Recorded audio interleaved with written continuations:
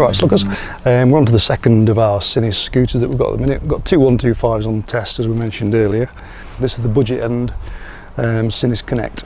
Again, it's a 125cc. This one's air cooled rather than liquid cooled, which makes quite a big difference to price for a start. And looking around the scooter, you can tell the finish is not quite as good as the one we tested earlier. Things like the switch gear, a little bit cheaper. Still got LCD clocks, but they're not as good, not as clear, not as many functions. Can't see them so good in the daylight. This one's a large wheeled scooter, so it's got 16-inch front and rear wheels, which helps you on potholes a little bit, although the suspension on this is pretty basic, shall we say. And around here there's plenty of potholes, and I found myself feeling like my teeth were going to drop out.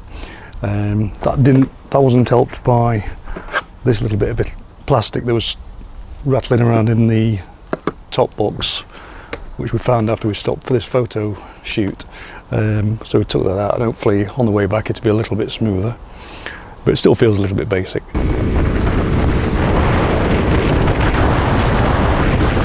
Like the Hero X125 we've got on test, this one comes with link brakes rather than ABS, but squeeze that left rear lever, which also operates a bit of the front brake, and it'll stop you dead. In fact, the brakes are that sharp.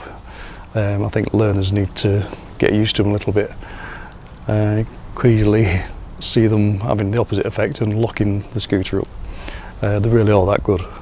You can produce some quite good skids with that, which you won't be able to do on an ABS model, of course.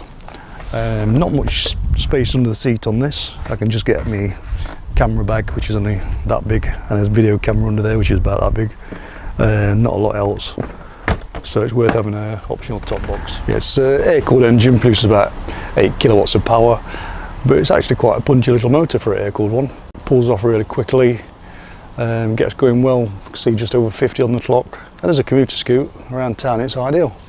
Cost 2,399 quid, which compared to the Hero X is about 500 quid cheaper, roundabouts.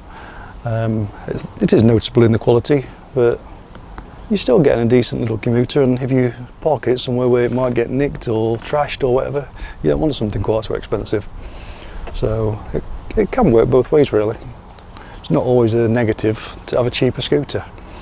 But we'll come back in a bit and give you a little rundown of what we think of the two together.